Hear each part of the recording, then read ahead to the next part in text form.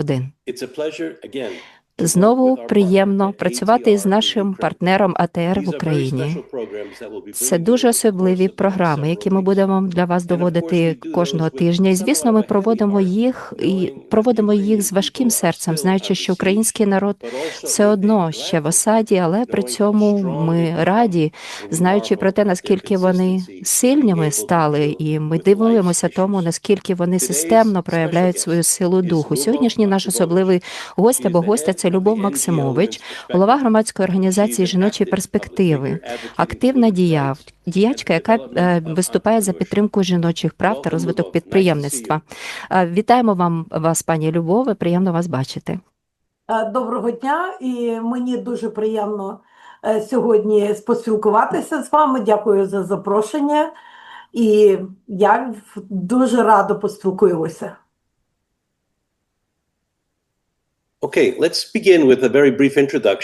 Тоді давайте коротенько познайомимося. Розкажіть нам, що таке ваша організація, яку роль вона виконує в Україні? Громадська організація «Центр жіночі перспективи» працює в Україні без перерви 27 років. Ми були одна з перших правозахисних жіночих організацій, які були створені ще 27 років тому з метою захисту прав жінок, сприяння впровадження гендерної рівності в Україні, а також підтримки, як ви казали, і підприємництва, і сприяння створення робочих місць. Тобто наша організація вже достатньо знана і в Україні, і за кордоном. Ми проводимо, тисячі жінок скористалися нашими послугами, які проводять в нашому центрі. І хочу сказати, що всі ці послуги були безкоштовні завдяки широкій співпраці з донорськими організаціями. Тому що основна категорія жінок – це були жінки з вразливих верств населення. І є. Я хочу сказати, що сьогодні, особливо коли в період широкомасштабного вторгнення, наша організація зіграла надзвичайно велику роль в захисті і безпеки жінок сьогодні, і в допомозі іншим жіночим організаціям. Ми є сьогодні хабами і сприяємо створенню нових жіночих громадських організацій в громадах України, а також є координаторками щодо впровадження резолюції ООН, Ради безпеки ООН «Мир, жінки, безпека», це резолюція 1325.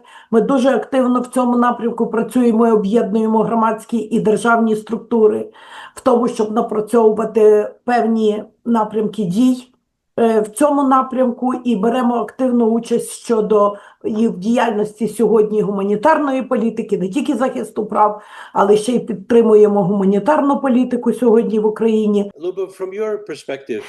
Пані Любов, з вашої точки зору, чи можете ви описати, як ви бачите теперішню ситуацію в Україні з гуманітарною, можливо, навіть з перспективи щоденного життя?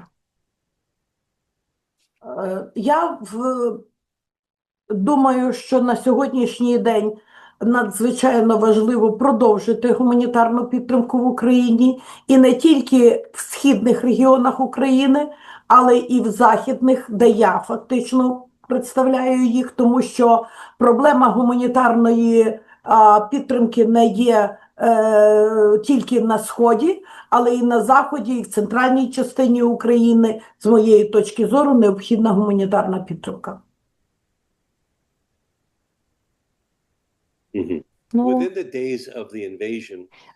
Під час вторгнення я знаю, що дуже багато таких притулків з'явилося для того, щоб давати прихисток людям. Як змінюється ваша реакція з того часу, як вона змінювалася і змінюється на сьогоднішній день, ваше реагування? Коли розпочалося вторгнення, ми створили перший притулок у Львові. Потім ми створили ще 6 притулків. І в результаті сьогодні, коли значно зменшилася гуманітарна підтримка на Західному регіоні, ми ще утримуємо 3 притулки і шукаємо постійно кошти, як їх втримати. Тому що в одному з притулків ми маємо в Моршині 40 осіб, Це люди, які з Донецької, Луганської областей, які вже не мають куди повернутися, які не мають ніякої підтримки. І ми, як громадська організація, фактично були ініціаторами створення притулку, а сьогодні ми цих людей надалі любим чином стараємося підтримати. І це є надзвичайно великий виклик сьогодні, тому що ви не можете залишити цих людей, ви не можете їх просто видворити, а гуманітарні вже фонди не діють на Західному регіоні. І тому це є проблема громадської організації. Я можу сказати більше, що до нас звертаються сьогодні з Донецької обласної державної структури, звертаються до громадської організації, щоб ми помогли розмістити людей, які внутрішньо переміщені, які біженці фактично. Тому що виходить так, що сьогодні оця річ, тобто влада уже з Донецької області звертається до громадської організації, щоб допомогти розмістити людей. Ну, це є трошки не зовсім, тому що я кажу, ви до влади зверталися, так, але вони кажуть, що вони не мають місця, а громадська організація шукає. Тобто тут є надзвичайно важливе питання притулки.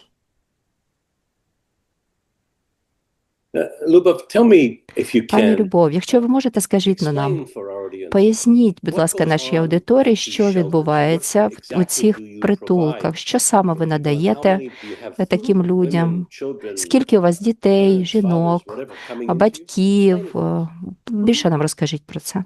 Я можу вам сказати, що сьогодні в нас знаходяться в основному люди, які на пенсії, люди, які з інвалідністю, люди, які з дітьми, які мають певні, будемо казати, медичні проблеми, так? І в основному це є категорія людей, які сьогодні не можуть знайти роботу і яким потрібна елементарна гуманітарна підтримка. Ми надаємо харчування, ми шукаємо фонди, які дають нам можливість хоча б 2 рази на день покормити цих людей, а їх є 40, так?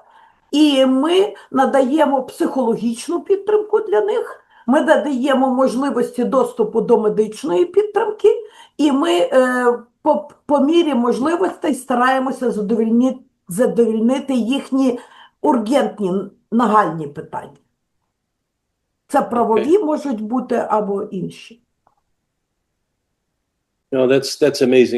Це надзвичайно, це дуже важливо таким людям, тому що тут і в Сполучених Штатах зараз наша програма для 190 країн лунає. І таким людям дуже важливо знати, що ж відбувається. І знову таки той факт, що український народ здатен стати і надати все те, що необхідно, навіть для того, щоб основні потреби були задовільнені в такі часи, мені здається, це феноменально. Звісно, ця підтримка триває в багатьох регіонах України. Як ви балансуєте виконання оцих нагальних потреб з тим, щоб постійно надавати потреби, задовольняти потреби і допомагати людям, наприклад, там домашнього насильства і такі інші речі? Ну, ми проводимо юридичну підтримку для жінок і осіб, що потерпіли від насильства. Це наша діяльність є протягом 27 років. Ми це робимо. Ми сприяємо їм в пошуку роботи і перекваліфікації, а так само в започаткуванні власного бізнесу, тому що економічно незалежна людина, яка працює, вона менше здатна попадати під проблему насильства, вона може економічно бути сильнішою, і це дає їй право голосу, дає їй право самостійності. Окрім цього, ми працюємо з органами місцевого самоврядування щодо сприяння впровадження програм гендерної рівності, питання участі жінок на рівні прийняття рішень, тому що сьогодні це є надзвичайно важливо. Сьогодні жінки повинні бути на рівні прийняття рішень, на рівні розробки програм в громадах, на рівні стратегічного планування. Тобто це те, чим ще наша організація займається в специфіку своєї експертності і в специфіку свого досвіду. Так? І таким чином ми стараємося не тільки надавати нагальну підтримку, про яку я говорила, гуманітарну, да? А ми стараємося працювати на системному рівні. Ми стараємося працювати з владою, з внесенням певних системних змін і впливу на програми, на стратегії, які сьогодні приймаються в громадах.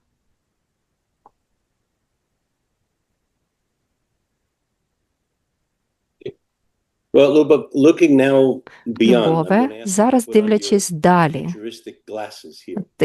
дивимося через такі майбутні окуляри майбутнього. Як ви передбачаєте роль таких організацій, як ваша, у відновленні і відбудові України в майбутньому Україні? Я дуже дякую за це питання, тому що це питання є надзвичайно важливе. І мене сьогодні питання відновлення України теж надзвичайно турбує. І якщо ви пам'ятаєте, можливо, глядачам я можу сказати, що було кілька зустрічей в Лондоні, в Берліні, в Римі щодо відновлення України, і де наша організація, як і всі інші жіночі організації, лобіювала гендерний підхід до формування відновлення України, де коли в Лондоні навіть не говорилося про це, то вже в Берліні ми говорили більше про те, що має бути гендерна компонента, де за питанням відновлення повинно бути бачити кожну людину, її потреби, її особливості, так? І отут жіночі організації зіграли надзвичайно велику роль, і вже сьогодні в Римі розглядалося питання формування стратегії відновлення України з впровадженням гендерного підходу. І для мене, як для жінки, для правозахисниці, це є дуже важливо, коли ми в питаннях відновлення не тільки будемо дивитися і враховувати потреби тих людей, які потребують певних послуг, але й будемо враховувати точку зору різних категорій людей, які будуть брати участь в питанні відновлення. Тобто і жінки, і чоловіки, і різні категорії людей. Тобто от для мене це важливо. Для мене важливо, щоб потреби кожної категорії людей були почуті в період відновлення, і щоб це було надзвичайно прозоро. От. І я думаю, що жінки це можуть, власне, дуже добре сприяти в такій реалізації. Останнє запитання. Що би ви хотіли, щоб наші глядачі та слухачі більш за все зрозуміли щодо ситуації та потреб, які зараз існують в Україні?